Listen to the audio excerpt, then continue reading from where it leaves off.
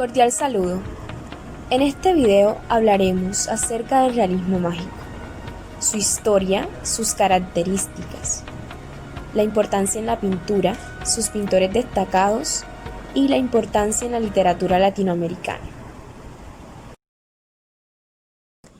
¿A quién no le gustaría volar, viajar a través del tiempo, ir a un país de las maravillas o incluso hablar con los animales? Así es, nos estamos refiriendo al realismo mágico, uno de los más relevantes de los géneros literarios y la pintura. Vamos a conocer mucho acerca de este movimiento. Primero, conozcamos los orígenes de este movimiento, su historia. Franz Roth, crítico de arte e historiador alemán, primera persona que acuñó el término realismo mágico, para referirse a un estilo pictórico conocido como la nueva objetividad, una alternativa al expresionismo. Este hombre, Franz Roth, identificó los detalles del realismo mágico, con la claridad fotográfica fluida y el retrato de la naturaleza mágica. Él pensaba que el realismo estaba relacionado con el surrealismo, pero estos dos movimientos son completamente distintos, ya que el realismo mágico refleja una realidad modificada. ¿Cómo así? Como su nombre lo indica, mezcla lo real con lo mágico o fantástico. Cabe aclarar que hablar de fantasía no es lo mismo que realismo mágico. ¿Por qué? Porque para que una obra pueda ser clasificada como realismo mágico, no necesariamente debe ser fantástica, sino que debe contener algunos elementos de fantasía en una historia real, donde los elementos que son fantásticos parezcan naturales a los personajes. No podemos hablar de realismo mágico sin mencionar a Latinoamérica, porque aunque el hombre que acuñó el término realismo mágico no es latinoamericano, sus inicios fueron aquí. Este movimiento surgió a mediados del siglo XX y tiene una alta influencia en el boom latinoamericano. La característica más universal en este movimiento es que para las personas o los personajes de estos escritos, lo común y lo cotidiano van a parecer algo extraño o irreal. Por ejemplo, la llegada de un personaje normal va a parecerles extraordinario. Es decir, lo que nosotros vemos algo normal, como comer una fruta, manejar una bicicleta, cosas así que hacemos diariamente, para los personajes será algo raro. Y sucede lo mismo con lo mágico. Lo que para nosotros es algo extraordinario, como volar, para ellos será normal. Entonces esta forma de escribir y pintar surge por producto de dos cosas, las cuales son la tecnología y la superstición.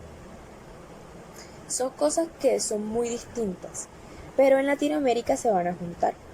Entonces, todas las supersticiones que nosotros como latinos conocemos estarán plasmadas en estos escritos. Características del realismo mágico. Podemos encontrar aquí una serie de características que proporcionan a un texto la categoría de realismo mágico. Sin embargo, cabe aclarar que estas no son excluyentes ni exclusivas, ya que su aplicación en cada obra va a variar. Pueden utilizar una o muchas de estas características. Pese a eso, representan más o menos con precisión lo que podemos esperar de un texto de este estilo. La primera característica es la hibridez.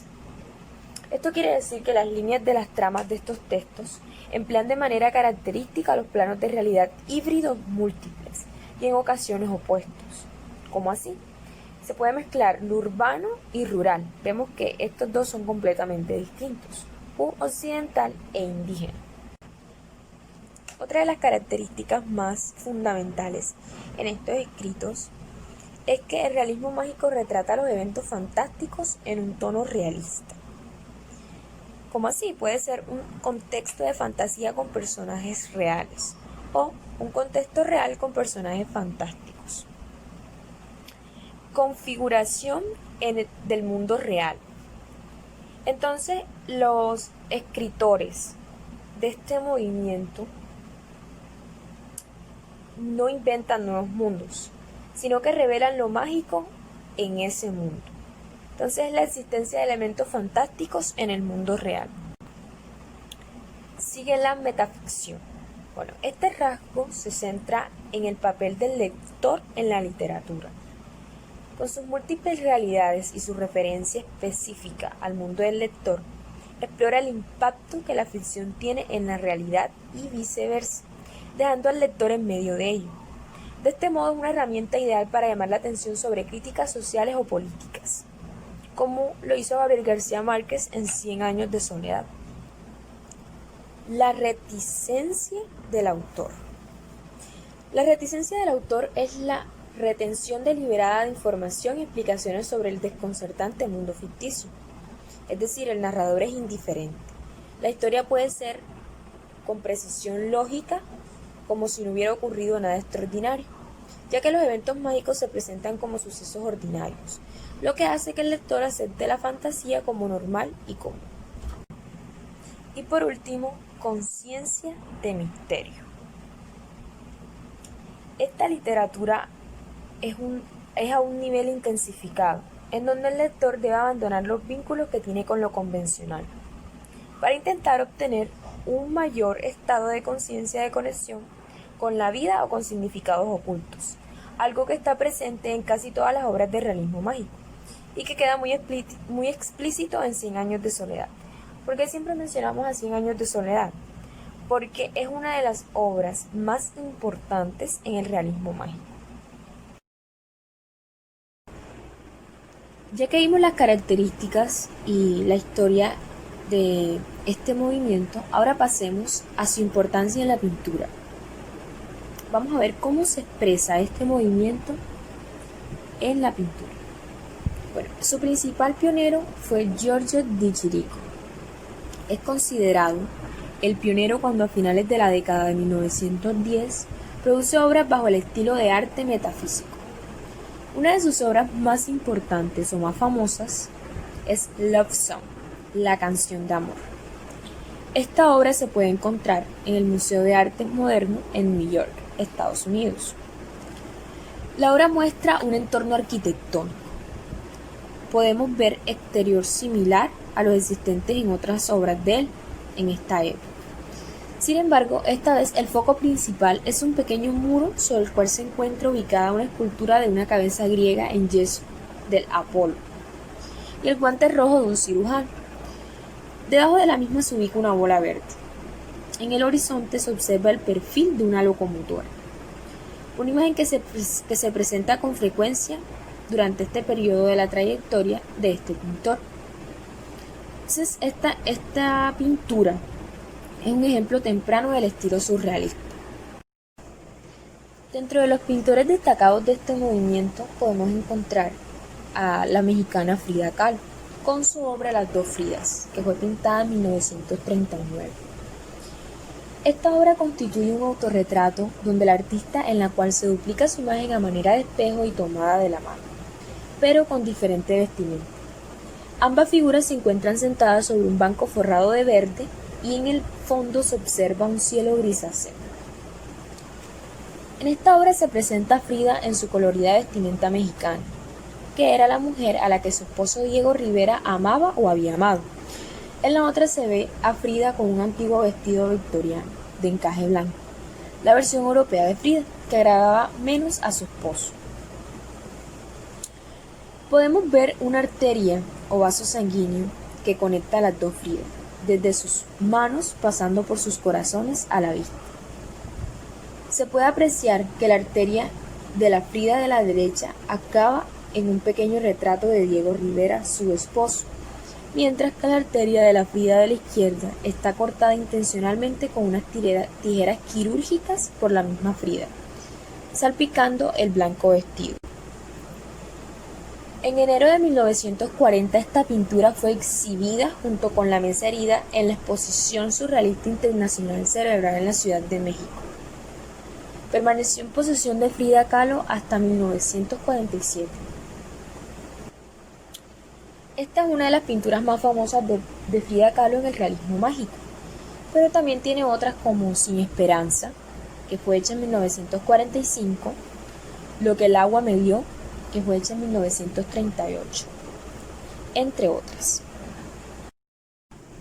Otro de los pintores destacados en este movimiento es Gustav Klimt, con su pintura El beso. Es probablemente una de las obras más destacadas de este pintor austriaco. Normalmente las obras de este pintor creaban escándalos y eran criticadas como pornografía y por ser excesivamente pervertidas. Sin embargo, El beso fue recibida con entusiasmo y de inmediato encontró un comprador. La descripción de esta obra es en una tela con decoraciones y mosaicos sobre un fondo dorado. En él se representa a una pareja encerrada en la intimidad, mientras que el resto de la pintura se disuelve en un fondo brillante con un patrón extravagante. Las dos figuras se encuentran en el borde de un pedazo de prado florido. El hombre lleva una túnica con rectángulos en blanco y negro irregularmente colocados en la hoja de oro decorada con espirales. Lleva una corona de vides, mientras que la mujer se muestra con un vestido ajustado, estampado con flores como redondas o motivos ovalados sobre un fondo de líneas onduladas paralelas. Su cabello está salpicado de flores y usa un peinado ahuecado, a la moda. Se forma un halo circular que resalta su rostro y el cual se continúa bajo la barbilla, por lo que parece ser un collar de flores. En la literatura más reciente se ha interpretado este lienzo desde la óptica de la iconografía, como una representación simbólica del momento en que Apolo besa a la ninfa Dafne, que se está convirtiendo en la novela. De acuerdo con el relato de la metamorfosis de Dafne, que se encuentra en la obra de Ovidio, su visión debe completarse con la de Friso de Klimt en el comedor del Palacio Stockley de Bruselas, en el que la metamorfosis se consuma y se produce el nacimiento de un nuevo laurel. Se trata de una perspectiva apoyada en la literatura, que da sentido a esta obra de Klimt en un contexto iconográfico, no solo metafórico de la historia del arte. Por último mencionaremos a Alex Corbière, con su obra El caballo y el tren, que fue hecha en 1954. El caballo y el tren de Corbière se encuentran entre las imágenes más reconocibles del arte canadiense y resume gran parte de lo único de su práctica: los binarios en conflicto de la naturaleza y la máquina, el orden y el caos, el mundo de vigilia y el mundo de las pesadillas. Están en juego en esta imagen simple e icónica. Es tentador ver este pequeño panel como una respuesta al surrealismo. El momento representado está congelado en su punto de mayor tensión. El tren entra en una curva unos segundos antes de que su luz ilumine al caballo oscuro. Este momento se deriva claramente de la imaginación de Corbière, ya que ningún caballo correría voluntariamente por las vías del tren. La superficie de grava entre los tirantes de madera es demasiado traicionera. Así como estos tres pintores que acabamos de mencionar, también hay muchos más en este movimiento que no mostramos, como fue Edward Hopper, Dick Kett, Marcial Gómez, Felipe Casoretti, John Rojas Scott, Marcela Donoso, entre muchos. Ahora pasemos a la importancia del realismo mágico en la literatura latinoamericana. Como bien sabemos, este movimiento surgió aquí en Latinoamérica, y uno de sus principales representantes en la literatura es el argentino Jorge Luis Borges, ya que él inspiró y alentó a otros escritores latinoamericanos en el desarrollo de este nuevo género. Particularmente lo hizo en su primera publicación de realismo mágico, la cual es Historia Universal de la Infamia, en 1935. Entre 1940 y 1950, el realismo mágico latinoamericano alcanzó su apogeo con una gran cantidad de escritores, principalmente argentinos. El libro que vemos en pantalla se llama El libro de los seres imaginarios. Este es uno de los principales libros que tiene Jorge Luis Borges, que hacen parte del realismo mágico. Ahí se hace una recopilación de seres extraños que han surgido de la invención humana.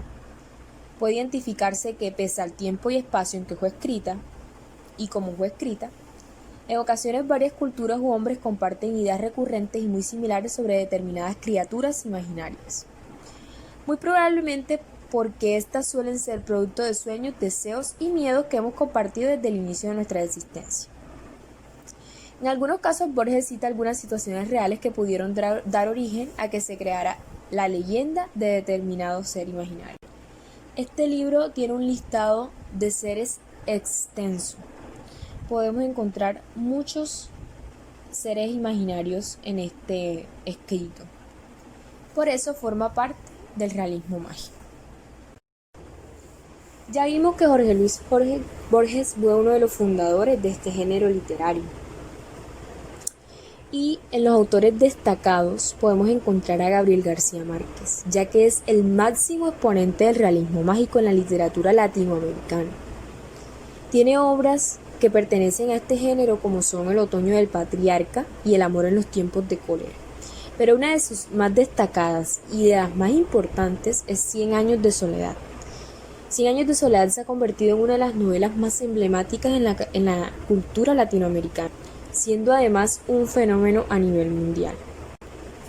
En esta novela, Gabriel García Márquez usa un exhaustivo trabajo de la imaginación. En esta historia narra 7 generaciones de la familia Buendía, una familia condenada a la soledad.